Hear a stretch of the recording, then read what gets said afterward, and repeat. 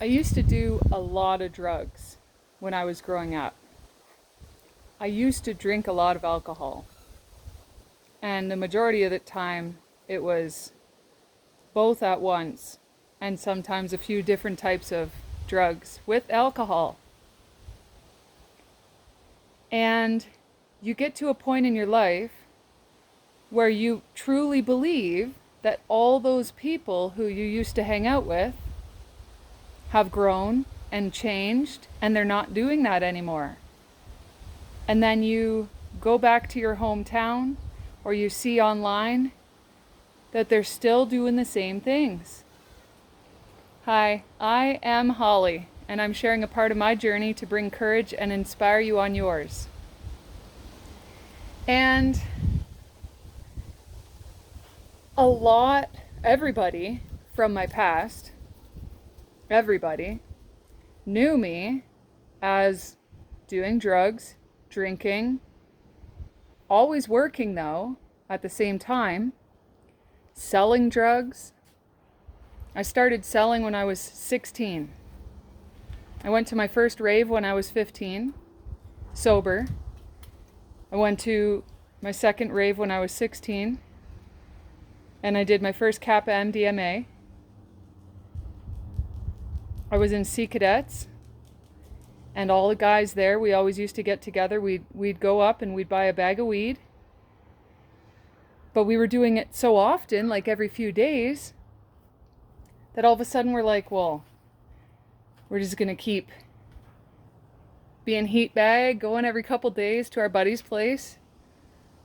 And so I thought, well, why don't I make it easier? I was like, I'll just buy a bigger bag, and then I'll have it when we want it. And then so it started, I have a bigger bag, and then my buddies would call me. And then I'd need an even bigger bag because that was being gone through quick. Going to another rave and met this other guy who had all these other things. And it grew from there, and it was no longer just weed. And I really enjoyed doing everything that I had. And for me, it wasn't as big of an issue as it was for others. So at some times I still had 2 jobs on top of that. And I was only 16, 17 years old. I was still working. I was still involved in community. I wasn't skipping school. I was still passing, still in sports. And yet we were partying 6 days a week, 6 nights a week. And so everyone that I used to know compares me to who I was. And I sold till I was about 23. And I haven't been that lady for a long time. I have not been her for a long time. And so when I see people I used to know still doing it, or I see their name online that they OD'd, they have an overdose, or they get in a car accident, or they get stabbed, or whatever it is, it's disheartening. Because my view for everyone I used to know is that they've all grown. And that's not the case for a lot of them.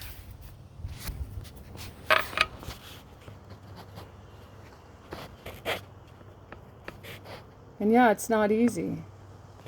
It's not easy leaving everything you've ever known.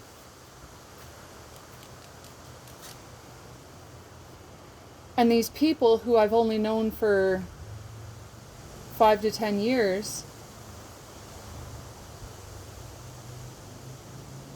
they still saw me as that, even though they never knew that. Yeah, I used to drink. Yeah, I used to party. I still go to the club in the past 10 years. I love dancing. I love shooting pool.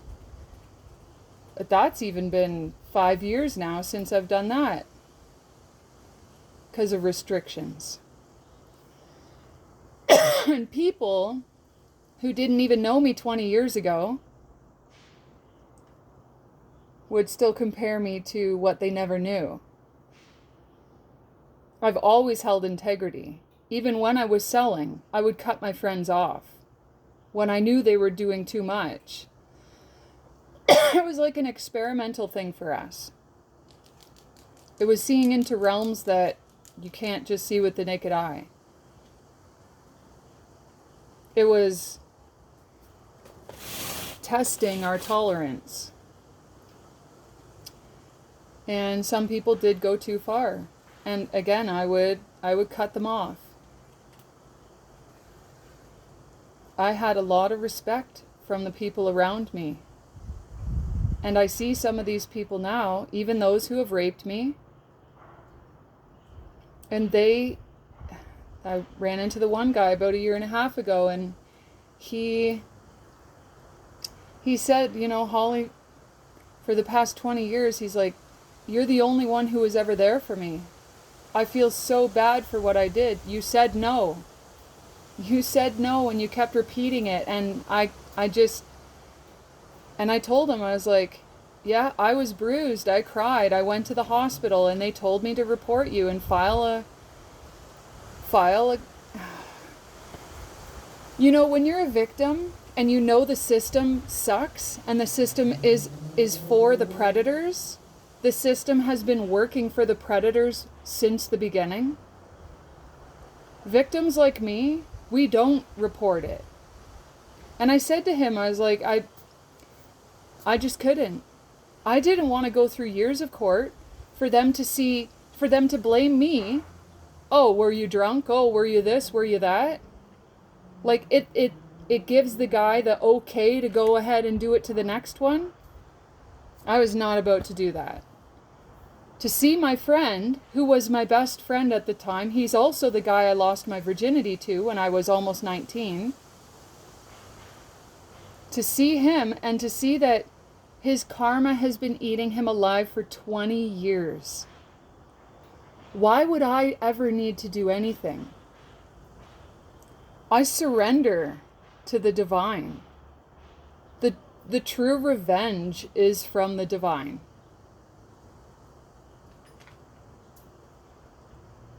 And these people who never knew me still want to attack me, yet someone who was my best friend, who raped me, apologized because he knew who I was.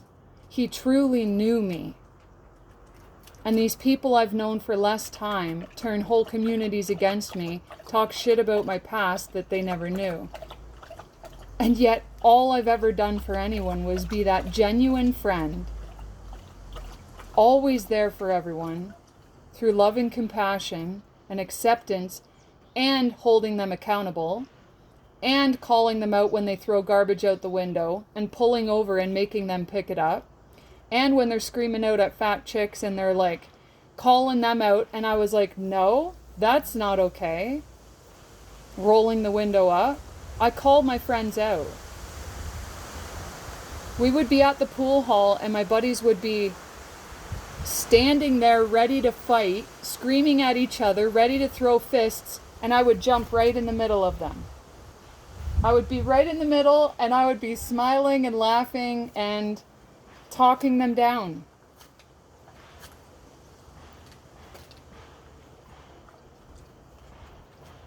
To know me who I was and to still have these people I've known 20 plus years talk well about me, no matter what they've done against me. And then to know these other people like my son's sperm donor and other people who will remain nameless.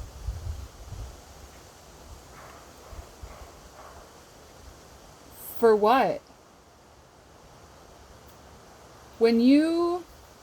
I know that a lot of you who are watching this have been through this type of stuff. Maybe not the drugs, maybe not the alcohol.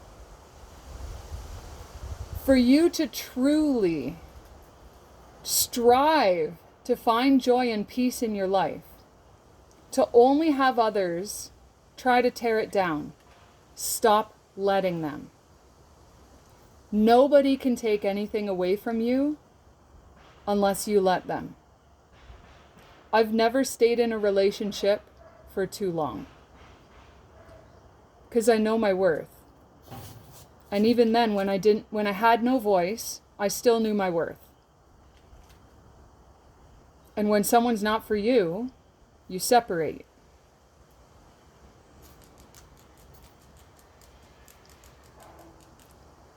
When was the last time you felt uncomfortable? When was the last time you put yourself in a place of the unknown where it gives you the possibility of shifting to a different way of living? I've been so uncomfortable for a long time. I won't even count because it's been on and off, but the majority of my discomfort has been the past 10 years. And the reason I've been uncomfortable is due to the people I chose to have in my life trying to take everything away from me, basically raping me to get me pregnant. I don't focus. You can't focus on the shit. You have to focus on the forward movement. When you're running through the forest of trees, looking behind you, what's going to happen? You're going to get all cut up. You have no vision on where you're headed. So you don't do this, looking at everything in the rearview mirror. You look straight ahead with the blinders on. And you keep your focus there. No matter what it takes. No matter what it takes. And sometimes you need to move in silence. And act like you don't know. Become the observer. I've been the observer for a long time in my life. Many, many years. And being the observer and the witness of what's happening and not always trying to get the justice for you, when you can surrender that and listen to be in tune with your internal guiding system, you will be led where you need to be.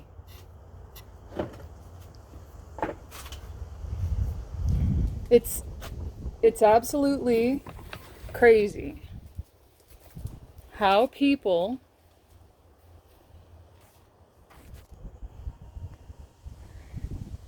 you barely know can see your truth. People you've known forever have watched you grow, have witnessed who you truly are by how you've acted towards them, how you've treated them. And then to have these Decepticons, these malevolent beings who are fully possessed, they've accepted their demons, they've come into contract with these demons because they truly believe that's how they're going to get by. The Church of Satan is falling. They have done so much against the righteous, the graceful, those you really don't want me to get this out, eh? Those who follow the guidance of the Holy Spirit flowing through us. I trust that you break all of your evil contracts. You can shift. You don't always have to be Robin Hood, robbing from the rich and giving to the poor. You don't always have to be the one saving everybody else. Everything happens within. Everything happens in the spiritual realms prior to the physical. And when you're so out of alignment and you're keeping people around just because you've known them forever, I left friends who I've known 25 years who we've kept in contact for the majority of the 25 years. I walked away from everything last year. I walked away from my properties. I made no money. I walked away with what I had to start fresh, not knowing where I was going, what I was going to do. All I knew is I had to do it and I would figure it out. Never allow anyone to dictate who you are. Our Creator gave you your purpose. No one else will ever understand that or understand your purpose. And you will be attacked. And you just smile and walk away, smile and keep focused. Never feed them the energy that they're looking for. They will eat you alive. Mwah. Bliss to each and every one of you.